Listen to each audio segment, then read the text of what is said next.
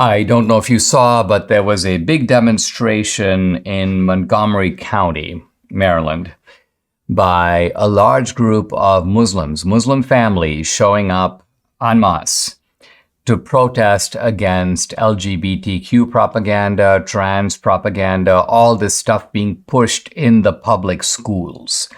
And now, with the Muslims showing up, there were counter demonstrators against the Muslims.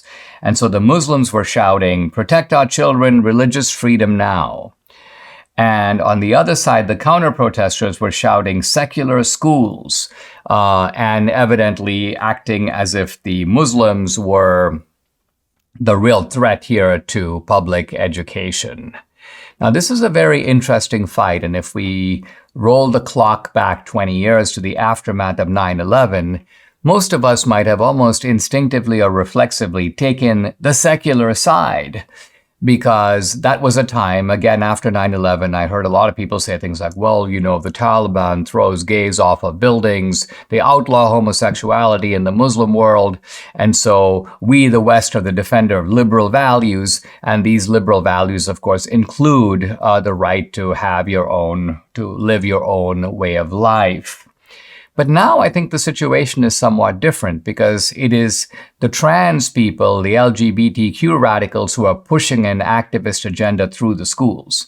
What are the Muslims doing? Well, the Muslims are taking the exact same position as Christian families, which is leave us alone, butt out. And I don't mean the pun there, but just stay out of our business. Let us learn, let us go to schools to learn stuff, and let us practice our own faith, and let us exercise our own rights of conscience. So I got to say that in this fight, I am 100% on the Muslim side and not on the side of the LGBTQ radicals. Now, the Democrats are taken by surprise by this, and the left a little bit thrown off. Kristen Mink is a member of the Montgomery County Council.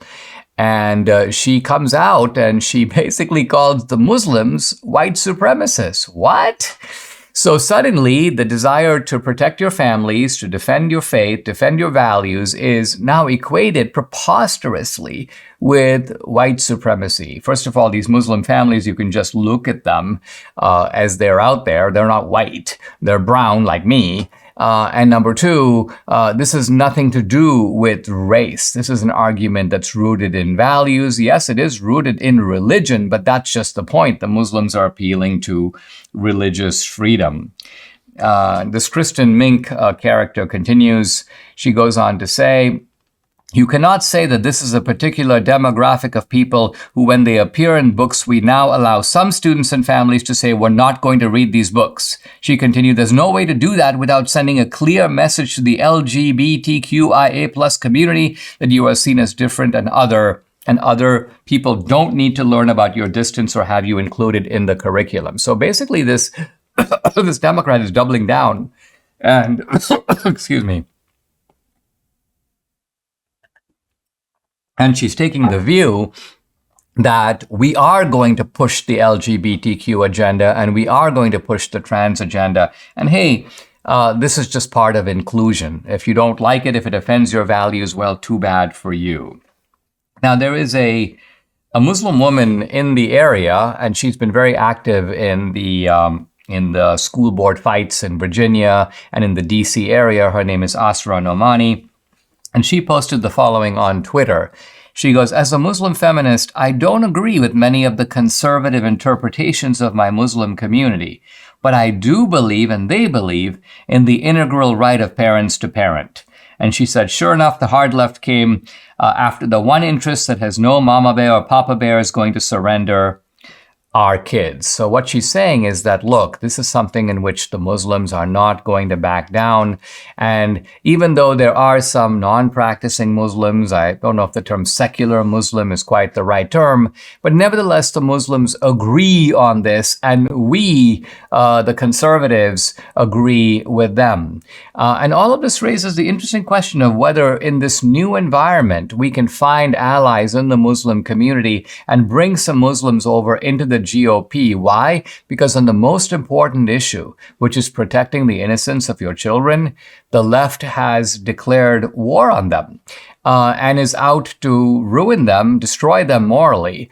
And so if their parents won't protect them, who will? So I think that this is something. Now, Republicans are typically pretty clueless about all this. They tend to say, oh, no, we don't really want anything to do with the Muslims. We don't really understand them. They read the Quran. And we've got to here make an important distinction, I think, between theology on the one side and common social morality, civic morality, and also political alliances. We make political alliances all the time. Political alliances with libertarians, political alliances on just particular issues. There are pro-life feminists. There are left-wingers who are pro-life. There's a group called, I think, the Secular Pro-Life Alliance. So no problem in making common ground with people who agree with you on either one issue or a set of issues. And that magnifies your strength and enables you to prevail.